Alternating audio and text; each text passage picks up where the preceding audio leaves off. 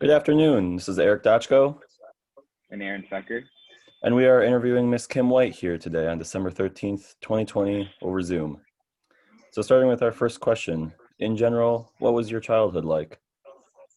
My childhood was really good. I had a good childhood. Very great. Very fortunate. Kim, who did you grow up with in your childhood? Well, I grew up, well, let me go this way. My mother was a young parent. She was 19 years old when she had me, so she still lived with her mom. So she was like a single parent.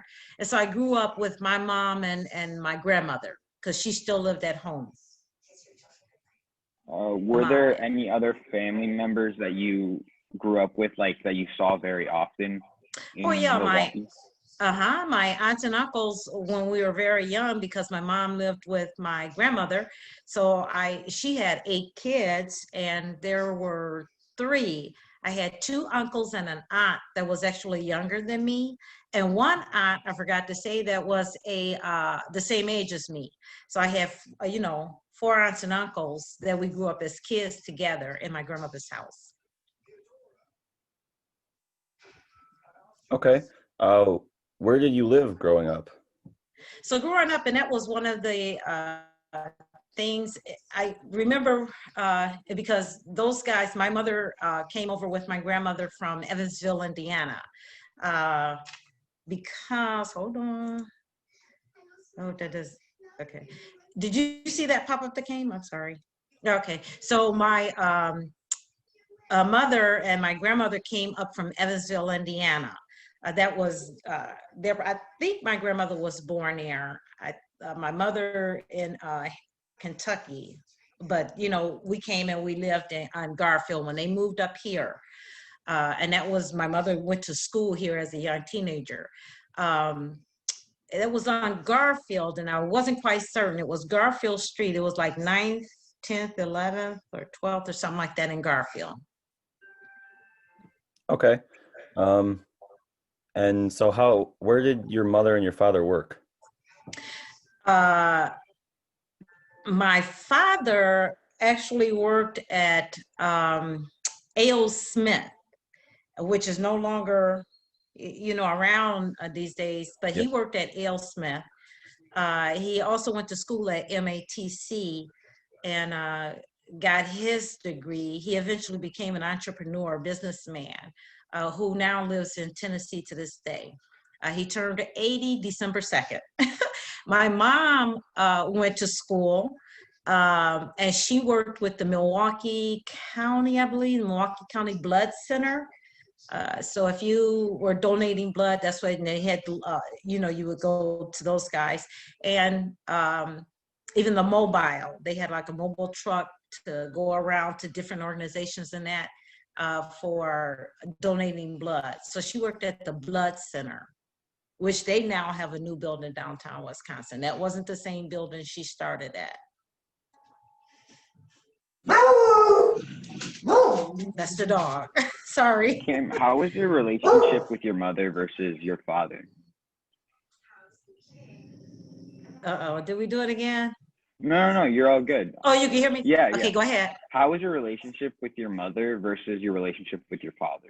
Oh my goodness. My mom and my dad were never married. They were high school, girlfriend, boyfriend, and she got pregnant. But throughout the whole course of everything, they never married. We are so close, all of us. My mom, my dad, they're both in my lives. I've had beautiful relationships with both. Fantastic. I mean, just awesome. Okay. Good to hear it. Now I'm sorry for jumping around a little bit. I know I brought That's up okay. I know I brought up housing earlier. Hmm. But I know in the pre-interview you mentioned the moving around a lot during your childhood, Yeah. Milwaukee. So, what were some of the maybe if some of the most memorable places you lived, or maybe um, memory from each one of the places you lived? Yeah. Well, even at Garfield, I remember playing on a fence. I was so little then, but I remember playing on a fence with my aunt, the one that was the same age as me, and we used to play house. And the fence was our couch. And so we were sitting on the couch. I fell off on a piece of glass and busted my leg open. So I was, you know, I had stitches and I still have that scar today. So that's very memorable. But yeah, like I said, we did move around quite a bit. Uh, we ended up leaving Garfield and moving over to 22nd and Cherry. That's where my grandmother lived, and then me and my mom, and I also have a sister, a younger sister, that's 3 years younger than me. So we ended up living in Hillside. I think my grandmother lived there too. I'm not quite certain of the dates and the facts with all that. So we lived in Hillside a couple times. We were in one part of Hillside, you know, closer to 6th Street. And then we moved over to the Hillside that was closer to that Wonder Bread bakery I was telling you about. That is not there anymore. I don't believe. So there, I could go, we could write a book on all the fun experiences and things like that that happen in those locations. We moved from 22nd and Cherry with my mom and my sister, my little sister. We moved right across the street, kind of like around the corner from them. And so we were still pretty close-knit family. I could tell you a billion stories there too. But I've had I don't know, maybe if something comes to mind, I can just shoot it out, but there's a lot. Something went wrong. Try again in a few seconds. That's my Google. Did you hear that? Yeah, that's okay. That's okay. Eric, are you okay? I'm sorry. I don't No, know. that's okay. Okay, it's gone. Okay, my bad. Okay. Kim, when you were growing up in those houses in Milwaukee, was there anything that you remember was going on in the outside world, outside your house? Like any like things going on in the government or something like that that you experienced or your family experienced growing up? Oh yeah. Yeah, one of yeah, it's a great memory, but one of the things on 22nd and Cherry, I think, yeah, I'm pretty sure we lived with my grandmother then at that time. And I was born in 1960. And so they had the riots that were going on. I think we talked about that a little bit in the pre-interview where, you know, pretty horrific a little bit. It was scary. It was the civil rights movement during that time. So I don't know. How do you want me to elaborate on it? Did you have any family members or people that you knew that were close to you that like participated in those riots in the civil rights movement? No, I don't think we had actual members, you know, marching or participating, but there was the time, you know, it was 5 o'clock, you know, in the evening and you had to shut down your house. I think it was a little bit of participation there. I remember my parents and that writing on the windows with ivory soap or something, and we had to keep the house dark because you just didn't want to attract any, you know, violence or anything like that during that time. And we were so young then, you know, 7, 8, 9 years old, very young. Last question about this. Do you see history repeating itself with these new Black Lives Matter movements and all these protests going on? Well, I guess you can use repeating or a repetition of events, you know, as a way of looking at it. I just think it's a change that has never really came to fruition, and that's why it keeps happening. You know, people are still asking for change. I hope I sum that up, you know, without going You did a great into job. Thank you. too much detail. Thank you for your opinion. So moving on from that, but still in your childhood, what grade schools did you attend growing up? We know you were moving around a lot, so. Yeah, and I was trying to think of them all, and it was kind of funny. There were 2 grade schools that were near 22nd and Cherry that I know I did attend, and one was McKinley grade school, and I believe I did my kindergarten years there. Now, McKinley grade school is on Valete, but now Carter Daycare Center has bought that whole big building. They've painted and restored it a little bit, and now it's a daycare center. but it was McKinley, and my favorite teacher was Mrs. Rabbit. Actually, Mrs. Rabbit was her name. And we had reading hour, and she would read to us, and she always moved that foot. That foot would just go and go. So it was always so fun. I had great elementary school times as well. I then went to Seaford Elementary School, and see, I get a little confused because I also went to 9th Street. So I don't know, between the moving around between the houses, but I went to 9th Street Elementary School as well. And that was the one that, because we lived in Hillside. I don't know if I mentioned that. I know in the pre-interview I did. So during Hillside, all you do is walk up that one street, cross, Big Street. What street was that? Walnut, I believe.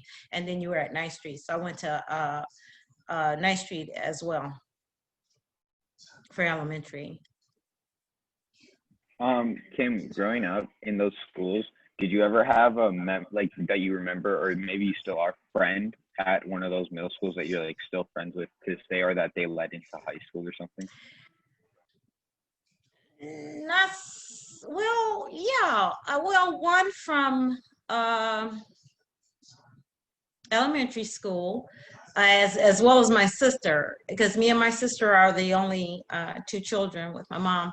And there was this other group of sisters. It was Sandra Robinson and Gail Robinson. And to this day, as a matter of fact, when I got married, I'm actually divorced now. Sandra was in my wedding with me, or helped me with my wedding. She was in the wedding. And Anita and Gail, they still talk every day to this day. And we knew those girls, loved them dearly, and still do, from the time we were in elementary school. Went through middle school, high school, and everything, and then in life as it is. Okay, so now moving on a little bit to high school. I know in the pre-interview you mentioned that one of the high schools that you went to, that was right when they're starting to desegregate the high schools, and you were one of the first Black girls in the high school. Yeah, it might have been. That was at Washington High School. Washington High School was on Sherman Boulevard. It was predominantly white high school, but then they went to segregate it, or desegregated. Am I using or they incorporated some Black students. Yeah. And and so I, because I went there in my junior and senior year.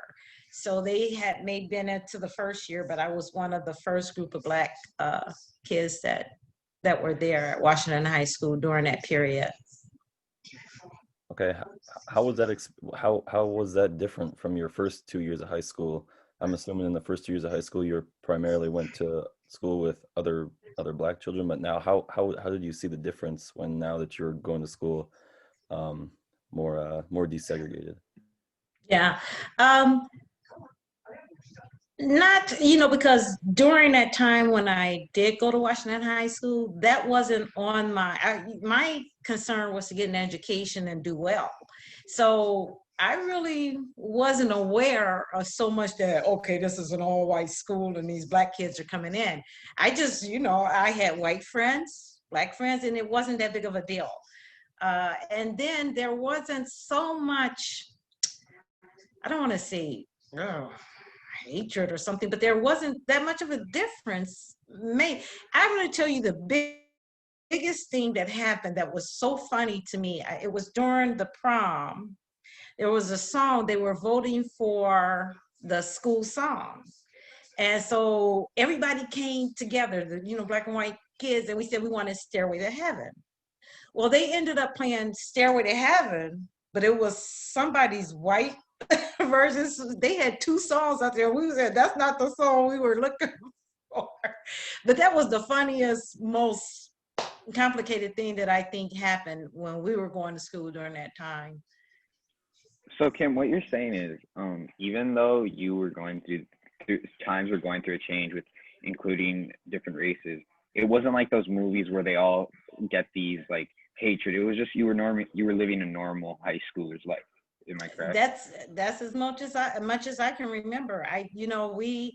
there weren't no big issues, no rioting, no, you black, you white. It wasn't really like that. I pretty sure it was, with the parents, it might have been a little different, but we were students in school and there wasn't a big thing that I can remember being in high school at Washington. Not racially based anyway, I should say. Okay, thank you. Now also moving on, I know you said that your family liked Father Grappi.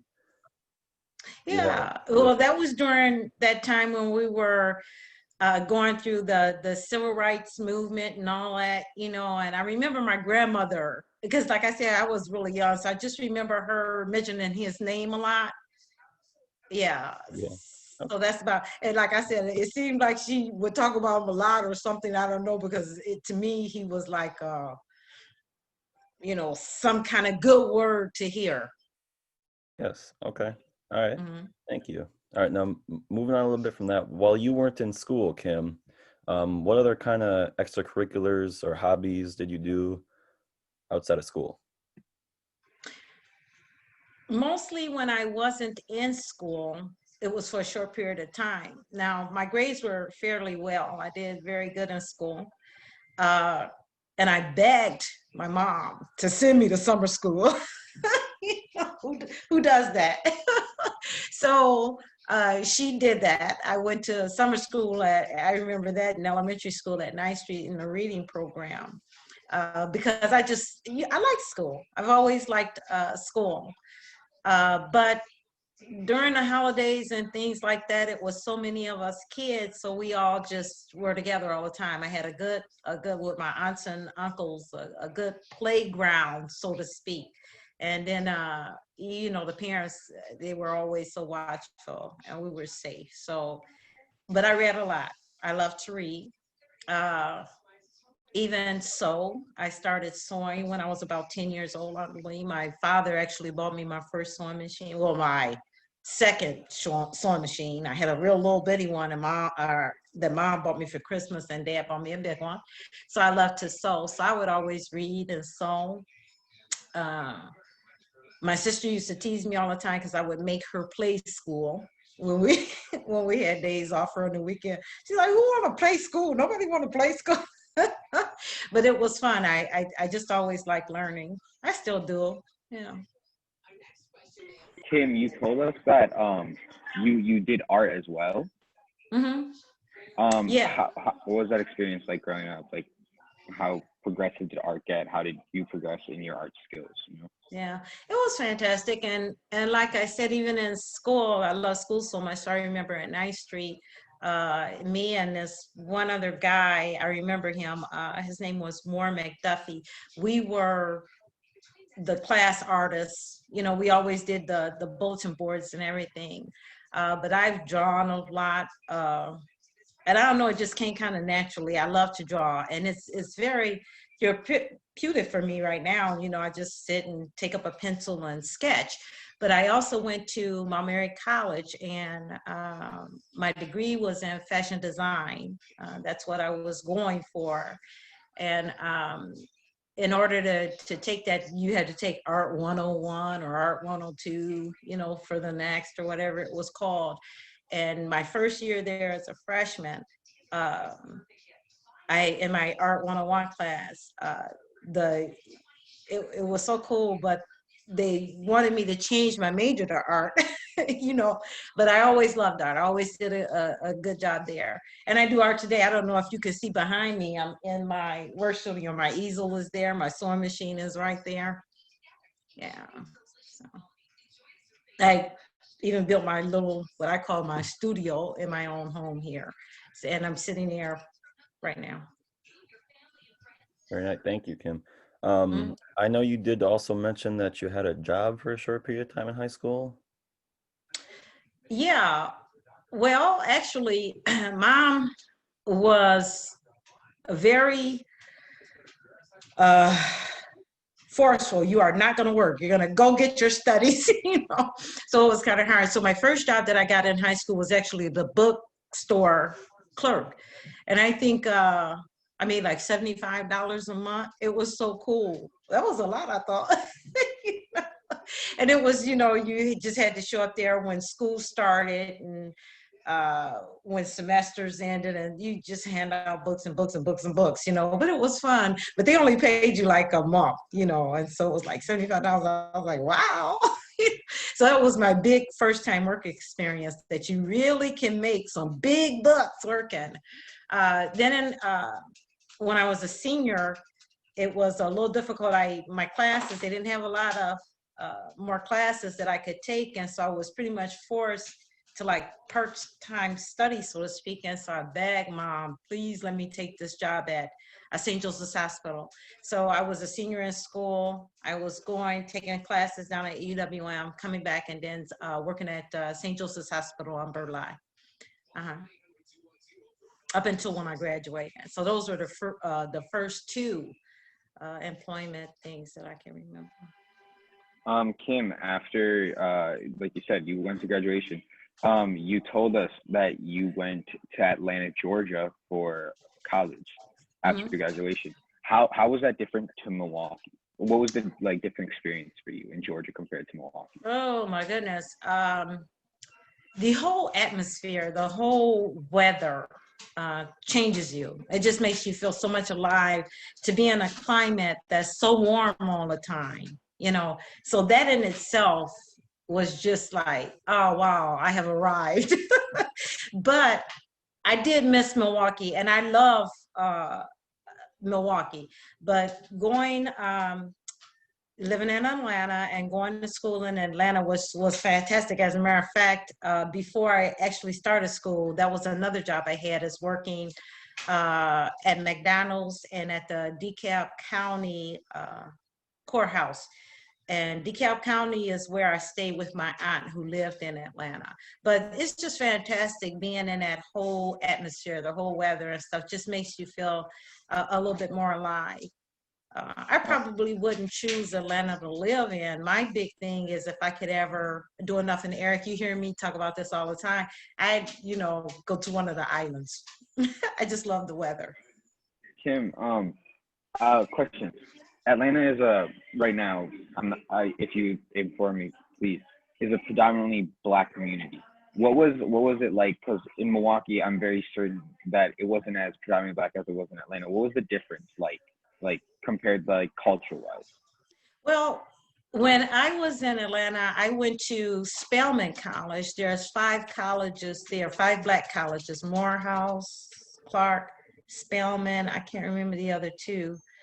I think there was 5 colleges, and they were predominantly Black. So yeah, I was there when my environment at the time was predominantly Black.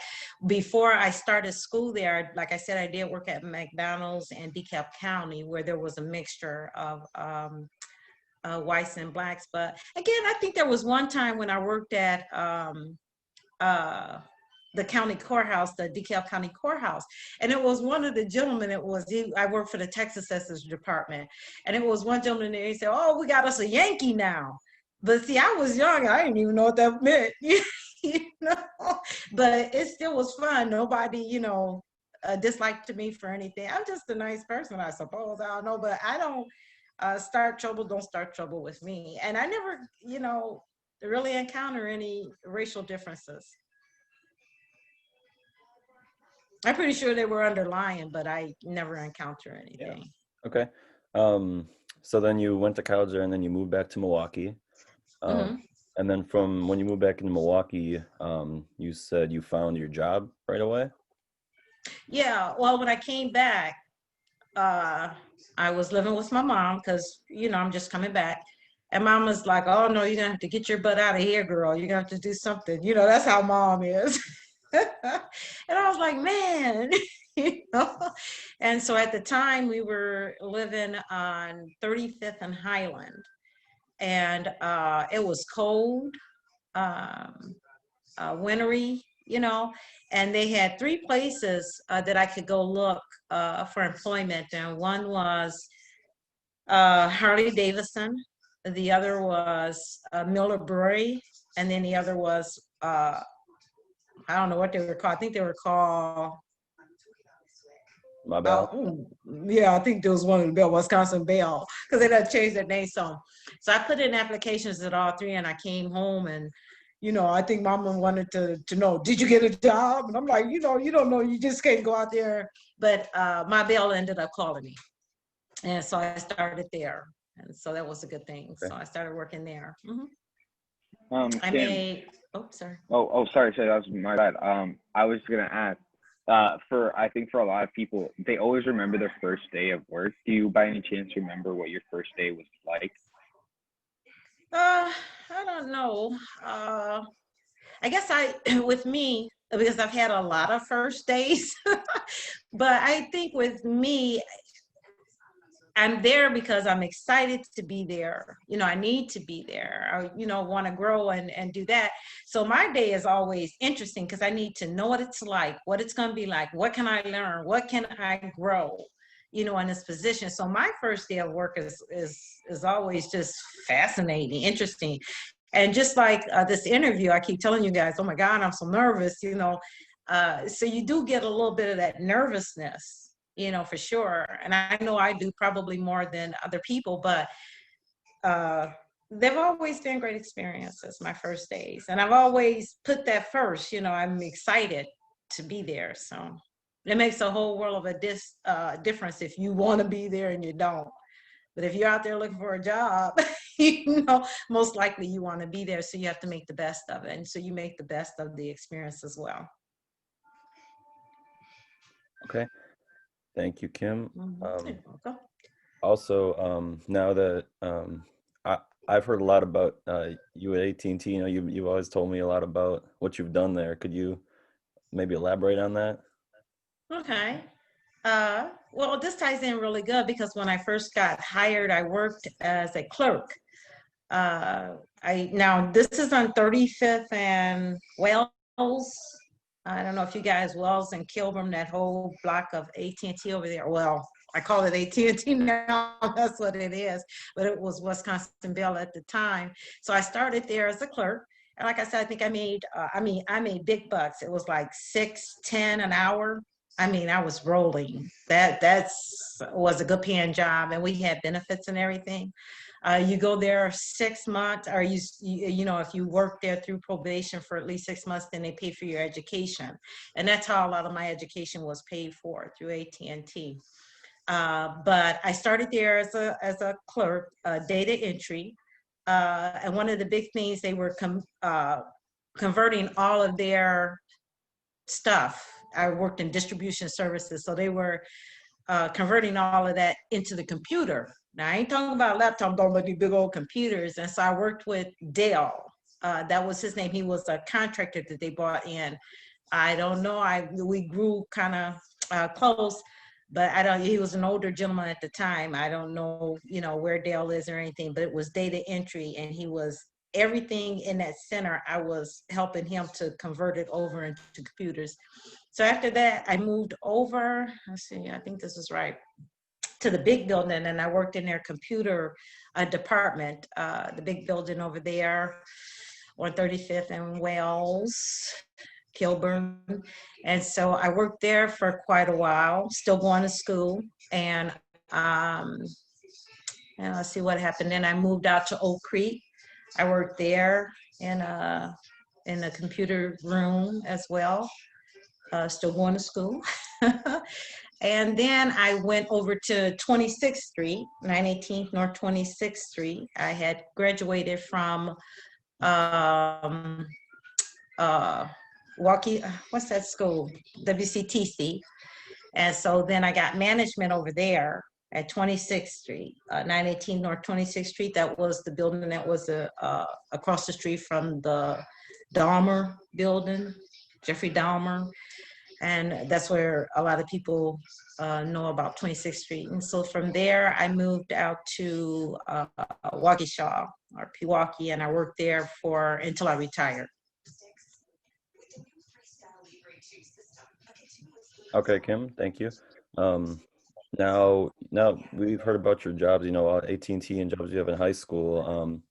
Did you have any experiences with job unions at any of those companies, or were there any strikes at all, or were you a member of any unions? Oh, Oh yeah, and it'd be so fun if I could find those pictures. But it was at one time my son. I had a son out of wedlock. I was a single parent, and he's 30, 31, 32 some years old now, 33 or something. I don't know. He was born in 1988. We'll do the math. But when he was born, let's see, we were at 35th Street, and there's a picture with him holding one of the signs to stand there. We was on strike. He was in his baby stroller because I had to walk the picket line, so and I wasn't in management at the time. By the time I got to 26th Street, we had another strike, and I ended up having to cross the picket line because I was in management. Management don't work out, so that was an experience in itself too, because you didn't know how the, picketers were going to react. So yeah, I went through a couple of the union issues. As management, I would always tell the people who reported to me, the first thing you want to do is grab your union. I am a strong believer in union. They did a lot for employees, and even when I was in management, of course I wasn't represented by the union any longer, but I've always thought it was a great support system for employees. Kim, that's great to hear. So that's great to hear because like you don't hear that often. Like you experienced both sides of the union, like the management and then the people under the union. How Uh-huh. how did that make you feel when you were on the other side of the union, knowing that you liked what the union was doing? Yeah, and that's why I said, even as management, when I had employees that I had to bring into my office for one reason or another, or interact with employee for some issue that they had, my first thing was get your union. I was very supportive of the union then. Sometimes in some cases, I can't remember too many cases, but it would be good if I could have been a management employee represented by the union. I've always thought that the union was good. If you are employed and you have a union, take advantage of it. Get that support them, because they are a voice for you in a lot of ways.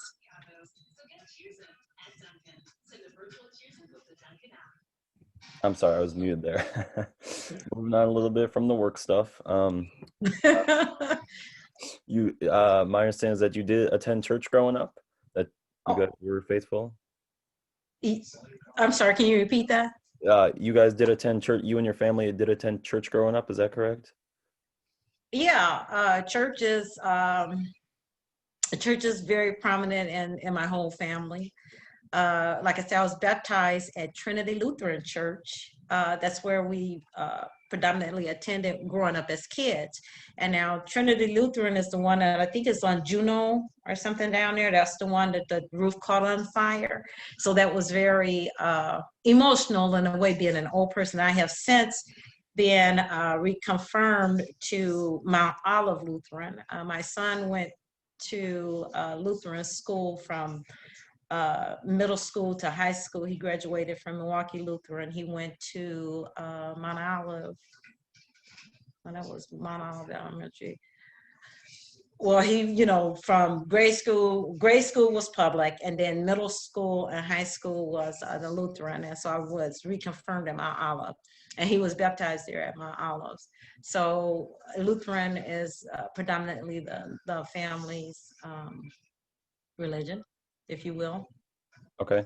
All right. But there's one thing I always remember, because Mom said, you go to church, it's a good thing to go to church. If you got a kid and they're, in one of the Lutheran schools, you're almost required. You just do it, every every week anyway. But then if you lose a little ground and you don't go, Mom always said, remember, your church is here, right inside here. You are the temple. You keep God and spirit and life alive within yourself. Okay, very nice. Glad to see that you still live that out today with your mother. Oh yeah. Okay. Oh, yeah, yeah, yeah. Yeah, and then sometimes I think I'm like, oh my goodness, I haven't been to church. And what's so funny now that when I bought my house here is right down the street from from Mount Olive Church. And so it's so funny. It's like, Kim, get your butt to church. And so I always say I'm gonna go on Sunday. It's always fun. Okay. Now I want to hear about your son a little bit, but first, I remember you had a memorable experience taking a childhood church trip down to, was that Pewaukee Lake? Yeah, no, that's when we were kids. That was when we lived on 22nd and Cherry. So it was, and this is where it's so funny because I think the church was called St. Michael's. And if you go down 22nd and Cherry, it's like right off of the lead or something. That church, I believe, is still standing. I don't know if it's still called St. Michael's, but it's St. Michael's. And the guy who was, because we went there during the summer, you asked if we did things during the summer. So we had summer school there as well. And it was so fun. These people were so loving. They were a great bunch of young people. And we were in a predominantly Black neighborhood. They were white. And it was almost like their mission to, to help, which was fantastic because we had a great time. And so he had and the guy, the young brother that was there, we called him Michael. I don't know if we called him Michael because that was his name or if it's because the church was St. Michael. So I don't know, but I just remember thinking his name was Michael, brother Michael William. And he and his friends put us on a bus or a van or something one weekend for a trip to Pewaukee Lake. And it was just such a beautiful outing. You could have, I mean, you know how far Milwaukee is from Pewaukee. When we were little, we thought we was like going out of town, like it was like it was a 6-hour trip, and then it was so pretty out there, all the trees and the burning in this big lake, and we went swimming and stuff like that. It was pretty cool. I'll never forget that. Now, yes, yeah. Now you mentioned that it was it was primarily like you and other Black children. It was like the white pastor was taking you guys down there. Was there any issue with your parents? Was there any kind of issues with that? Yeah, no, I don't think Michael was the pastor. I Or think he was just like the brother Michael, like one of the workers there. But yeah, there was an issue because my parents and my grandmother, they weren't so cool. Like, what, taking our kids where? I don't think so. But after a while, and them talking with brother Michael, if that's his name, Lord have mercy. But after talking then they said, okay, I guess it's okay, it's fine. And we left in the morning and we came back that evening, but it was just like, it was phenomenal. It was pretty cool. We had a great time. We ate, we had cookout, marshmallows and stuff like that. And a lot of that stuff growing up, in the neighborhood, you just didn't do those things. So we were fortunate in that retrospect. okay. Now moving on. Now I know you said your son was also when you had your son, you were still involved with the church, and he was at did Boy Scouts through the church? Was that or Cub Scouts? Oh, when I had my son, no, I wasn't so much going to church, but after he was born and he got into Boy Scouts, oh, he was a young boy because he was a tiger, if I'm not mistaken. I mean, he was a young one. But we went to the one, and it's a Catholic church right on the corner of Washington Boulevard and 60th, maybe. Yeah, 60th and Washington Boulevard. And it's a Catholic church. And right across the street is Mount Olive. And so that's where we did a lot of his Boy Scout. Right there. And he went as far, I don't know if he made Eagle or not, but he was in Boy Scout every year, every year, every year. I got a stick upstairs right now, and I'm like, boy, come get this stick. But yeah, so that was good. We year after year after year after year. It was something. It kept him going, and values, to do things. And then it was something we had to do together. I eventually became the assistant den a master with his den master assistant because the assistant had quit or something, so that was even fun. Yeah.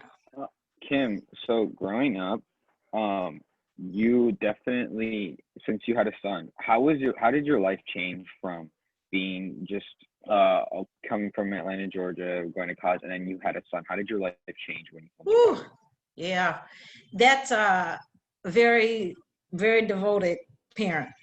I don't know what else to say. I mean, once you bring a life into the world, you have that responsibility to nurture it and to take care of it, because that's a life, God given. So you have to do everything that you need to do to make that work out right.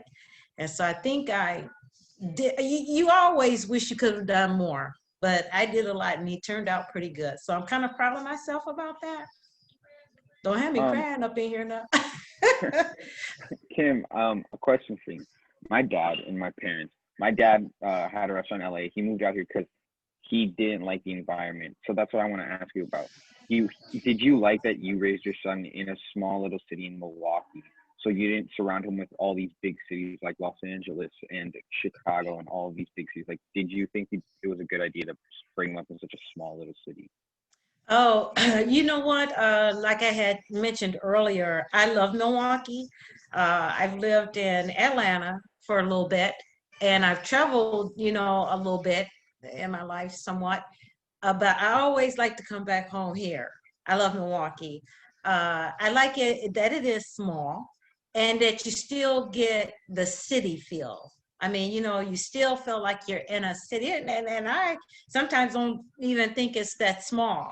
Now, as in respect to raising my son, this is where I was and I liked and I thought it would be fine. Now, he talks sometimes, like, Mom, we're going to move, I'm going to move somewhere else, but that's totally up to him. I wouldn't mind. We had some family members that have moved on, to different other cities. But I like Milwaukee. I probably won't live anywhere else unless I can get to an island. One of Shut up, Eric. One of the U.S. Virgin Islands. Yes. Well, someday, Kim, you will. I know. I Now, got my fingers crossed. yeah. I'm working on it somehow. Yes. Now I know you said you said you devoted, like, everything to your son. You got to devote everything. Was there any specific problems or anything you remember about, like, moving around, like you had to move because you had a kid, or any special measures you had to take to get him into a good school? Yeah. Well, not so much, but you know what? I gotta grab a tissue for my nose. I'm sorry. Okay, but anyway, with the kid, one thing was really important because I was a single parent, like I said, and one thing working at AT&T, it was so interesting because especially when I was management, I was on call 24/7, so I have this kid with me, so I would have to pack him up with me and go to work to answer some of these 24-hour calls. And believe it or not, because just on the verge of how things were, it was okay. I can send him in the break room, and sometimes he would lay back down, and go back to sleep or whatever. And so then when I was done solving the problem, we go and come on home. I slept with a pager because you had to be on call 24/7. Moving was a little difficult. Of course, I wasn't making enough money that I thought anyway to own my own home. So I rented a couple places. I lived on Leon Terrace for a little bit when he was born. I brought him home to Leon Terrace, and then we moved from there to 57th and no, not 57th, 54th and Monarchy. So when we moved to 54th and Monarchy, he went to, I think it was, I don't know, what was that school called? Elementary school, or where the young girl I told you had disappeared from at the time and they were still looking for her. I believe it was Mount Olive. I think it was Mount Olive. I'm not sure. But anyway, it was right there. So then that house was sold and I had to move again. So I wanted to keep him in that school district, because I loved it. It was an AT&T sponsored school. So what I ended up doing, praying hard, God delivers, and got a house a couple blocks away from there, a bigger, better house, 3 bedrooms, I was living large. So I was happy and he could still stay in that school. And so then after that, so he grew up just between those two places, just two homes that he grew up.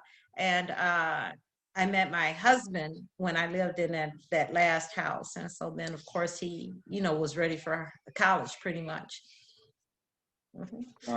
Kim, you said you were going on these 24-hour calls and all of that. What was your transportation? Did you get a car? Did you walk a lot? And if you did get a car, when did you get it? When did I get the car? Yeah, when did you get your first car? Yeah, I had I pretty much had cars my whole life. When I came back from Atlanta and I got the job at AT&T, I stayed with my mom until it was so funny because I told mom I was working out at AT&T, and so I was making money. I had an opportunity to save a bit. And so I wanted to do one or two things. I wanted to either buy a car or get my own place. And so we went over it for a while. Mama said, why don't you just get a car? You can save and get, but I went the reverse way and I got my own place. So I still didn't have a car and I kept working, but I was walking right across, I live right across, I could walk to work. So I kept working and then I saved up and got my first car. I think it was an Encore. I had to order it from the factory. So I was like, oh, I was all of that. It was fun. It was a time. Very nice, very nice. So that was like a pretty memorable experience, or ordering your Yes, it first was. car? Very nice. Yeah. Yeah. Okay. So then now I know you mentioned about your ex-husband. What is your connection to formerly Boobies, now Garfield 502? And Oh, none. how did you how did you see that was an important place in Milwaukee? Oh, well, the only reason being because before my ex-husband had purchased the place, and again, he tore it down to the ground and built up, it was owned by Boobies, and Boobies was, his name was actually Boobie, I think is what they called him, and the place was called Boobies. It was such an old establishment in the city of Milwaukee, that a lot of Blacks frequent. And so that's it. To me, it was like a landmark, is what I would say. So many people know about it. Kim, would you say that Boobies was like one of those smaller landmarks only known to the native people of the area? Yeah, pretty much. So I would say, yeah, like one of those neighborhood bars or something, or you may have to go a little bit out of the neighborhood, but I bet you 9 times out of 10 it was predominantly Black. Yeah, so if someone from, let's say, Chicago drove up and you could tell if they didn't know Boobies, they weren't from that area. Is that what you would say? Oh, I don't know. I mean, because I really didn't, I was too young. So I wasn't going to the place. I just heard about it as primarily. I think the only time I visited Boobies, I was maybe 19 or 20, and I rode my bike a lot. I lived there across the street from the telephone company on Wells in an apartment building. That's why I could walk to work before I got my car. And I rode my bike. I got a kabuki, a really nice kabuki. So I would ride my bike to the lake and then back home. It was a nice little ride. And I would stop at Boobies and get a Coke. I would sit there and get my Coke on the way down, and then I go back, down to the lake, then I come back, stop at Boobies, get a Coke. And so by then, it was kind of dwindling a little bit, but it was like Boobies always been there. So I was a little bit too young to frequent clubs like that at the time. It was an older genre type kind of club. So now that Boobies knows Garfield 502, do you want to explain what the Garfield Festival is that you attended? Yeah, well, that's when my ex-husband built up Boobies from the ground. He bought it. I met him at a different event or whatnot, and he showed me what he was doing, and I recognized the place as being, Boobies from when I was younger. And when I met him and we ended up getting married and all that stuff, that was one of the things that they had, Garfield's Festival. And they closed down, I believe, from from 7th Street, was it 7th or 8th Street, all the way to uh, Milwaukee, 3rd Street, Martin Luther King Drive. So they closed that all down through Burleigh and these festivals. They just different, you know how they do festivals, different music stages, uh, vendors with foods and goods and that. And so it was always a big event. And I don't know if you're familiar with Juneteenth. I think, if I'm not mistaken, either Juneteenth came first or after that one, but it was similar to something like that. Okay. A lot of attendance, always seemed so successful. There you Even go. when the weather was wrong, you know, if it rained or something. The people were devoted to their community, is what. Yeah. Yeah, pretty much so, yeah. You always look forward to those events. Nice. Okay. Now, I know in the pre-interview you mentioned a little bit about some of the shopping centers in Milwaukee that you like to shop at, like Southgate and Capitol Court. How have you seen those shopping centers? Well, now I know it's like Capitol Court is gone and Southgate. So it's Southgate. Yeah. Yeah. How did you, Yeah. kind of over the years, how did you see them transform, or were you allowed to shop there often as a kid, and then how did you shop there as you got older? As a kid, and then it was a bigger kid, our parents used to let us get on the bus because we lived on 22nd Street. So we can walk to 27th Street, and that 27th Street bus took you all the way to Southgate, and that was the end of the route. So then you get back on at the mall, and it comes and bring you back home. So it made my parents feel a little safe. So we used to go to Southgate Mall, you know, whenever we could, whenever we had a little quarter in our pocket or something like that. And that was always fun. Back in those days when I was a kid, I don't even know if Capitol Court was even established, but we never went that. That was way on Capitol. That was too far from home. But as I was older, going to Capitol Court was fun. You know, it was a mall that we didn't have in the inner city. Always a little rowdy. It always seemed like, you know, there was always something in the news with something happening at those malls. And eventually that mall was closed. Yeah. So. Kim, growing up, do you remember where your favorite place was to shop in Southgate? Like what store or like? Oh, well, Gimbals was the thing. They even had the basement bargain shop. You know, you go to Gimbals, and if you couldn't afford, you know, most of the stuff that was on the first 2 floors or whatever, you go down to the basement. They had stuff on tables and you could pick out, but it was still a department store, so you felt like you were in the mix. But yeah, so Gimbals was a big one. We shot that. Now, even before that, when I was younger, I remember my mom didn't drive, but when we were living in the projects down near Hillside, we would walk over to Sears and Roebuck. That was on like North Avenue, Titonia and North Avenue, something like that. And right across from there was Hall's clothing store. So those are 2 stores that I remember from a young wee age, 7, 8, 9, you know. Okay, now I know you mentioned Gimbals, department store. Did you ever have any experience with Gertie the Duck? At Gimbals? Yeah, Gertie. Did you ever hear about that, Gertie the Duck? No. No. Is there such a thing? It was just this little duck that he nested on the in the Gimbals on the Gimbals building. Oh, like in the windowsill thing? Yeah, no, I never heard of that, but that's fun to know. Yeah. Gertie the Duck. Okay. All right. Now moving on. Now I know you said your taste in music has transformed. And how do you think Milwaukee has helped shape that at all? Yeah, pretty well. Well, I don't know if you can say Milwaukee. I mean, Milwaukee has a variety of musics. You know, I don't know if it's gotten any bigger. I really don't do a lot of music, so to speak. I really, you know, just in my car. If I get to, now I tell you one thing, I used to have a TV plugged into my car. When I drive, I would just listen to the TV.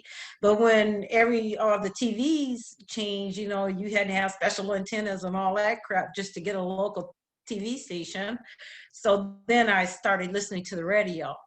And I found country music. And so I really enjoy country music. Some R&B and stuff like that, but I don't listen to music, a lot. You will find the TV on in my house more than anything. Okay. Yeah. I also want to ask about, I know you had some experiences with some Milwaukee landmarks, like the North Point Water Tower. I know that. Yeah. Yeah. Oh my God. Tell us Yeah. about that. I wish you could see this. This is one of the things that's on my wall right here. It's of the whole lake that I got from the water tower when I went. And it was funny because me and my son, we were always close and we still are. And one day I saw them advertising the water tower on TV as a place to go and see and visit. And my son knows I love water towers. I do not know why. I just love them. And so I said, come on, Jerron, let's go. He said, Mom, are you sure you want to go? And so we went, and it was a beautiful experience. I have so many pictures of that place, and then being up high and looking out over everything. Very good place. Okay. Thank you. Mm-hmm. Kim, what was, as a native to Milwaukee and being here for so long, what was your experience with Brewers games?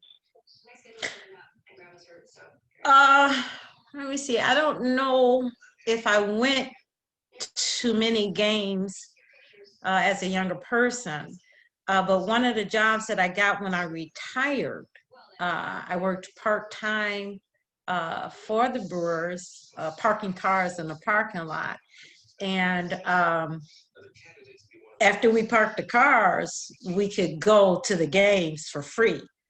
So I did that a couple times, and my ex-husband at the time, he liked the games, and so I went sometimes with him to different games. That's pretty much it about there. I remember it being I forget what it was called before it was called County Stadium? Was it called the County Stadium? Yeah, it was County Stadium. County Stadium, yeah. Yeah, because I went to a concert there one time with the Commodores was playing at the time. And that's where I met Lionel Richie. How did you happen to run into him? Well, the guy I dated at the time was a disc jockey for WLUM. That was one of the radio stations in Milwaukee at the time. And he had a platinum album from the Commodores. He used to get a lot of albums from the radio station. And we always had stage backstage passes and stuff, because he would get that from working at the radio station. So we were down there on the ground, and Lonnie Ritchie was, after the concert, and all these people were around him, and I was just standing back like this, and he said, "Do you want me to sign it for you?" He looking over everybody. I'm like, "Oh yeah." So he signed it. It was fun to meet him. He kissed me on my cheek. Oh. The Commodore, is that? And when I went back to my boyfriend, he was like, "I didn't tell you to go get a kiss from him." But it was a fun experience. Awesome. Was the Commodore, is that the Brick House song? Is that them? It might be. Like I said, I'm not real cool. She's a brick house. Yeah. It could probably, And that's when Lionel, before he broke out to do his solo, thing as Lionel, he was with the Commodores. I also met, with Mike, I met Donna Summers and the OJs. I was in there trailer with them. It was just kind of fun. So and the OJs, I believe, was at Summerfest at the time. Yeah. Speaking of, Summerfest, was that something that you did? Were you a big fan of Summerfest or any of the other ethnic festivals down there? Or? Yeah, I went to, I believe I went to Summerfest for the first time in high school because my aunt that I said was the same age as me, she was dating this guy and his friend, and we all went it was like a date, for so we went to Summerfest, and it was just so many people, and I really was not, so used to being around so many people. But then later on, as I got older, I would take as a matter of fact, me and my son worked down there as one of his projects. We worked one of the booths for the Harley Days. We sold Pepsis and sodas for him to get one of his badges as a scout. And he also planted flowers through his elementary school down there. So then one of the things we like to do Italian festivals, I would take him down, you know, a lot. I spent a lot of time with my son, so we would go down there a lot. Especially Italian fest. I love pizza and tacos, man, you know. So we would go down to Summerfest, but not so much for any of the other stuff. Okay. What about recently? Have you been to Summerfest recently? I'm gonna have to say no. Yeah. You know, my son is grown. Every now and now I go to State Fair a lot, and I go to State Fair by myself. As a matter of fact, I think it was the last fair that we had. I might have went there 3 times. You know, I like to experience the food. I like to look at the different events, and I don't have like best girlfriends or anything like that. And now being, you know, kind of long, I take to stuff like that. I really love it. I'm not afraid to hang by myself, and I laugh and I have so much fun. All right. So Yeah. the bottom line is you love Milwaukee. I do. I do. I don't have a problem with Milwaukee. All right. All right. Well, I think that wraps it up for today. Is there anything else you wanted to share with us that we didn't get to in the interview, Kim? I don't know. I'm not going to open up that can of worms. I'm only going to answer what you ask. All right. Well, we thank you a lot for your participation, Kim. It means a lot to us. Okay. Thank you so Okay. much. And Kim. then Thank Eric, you. well, thank you, Aaron. If you guys, you know, when you're compiling all of this, if you have any questions or anything like that you want to ask, you can call me or email me. Just feel free. Okay. Thank you, Kim. We appreciate it. All right. You're welcome. Thank you. You.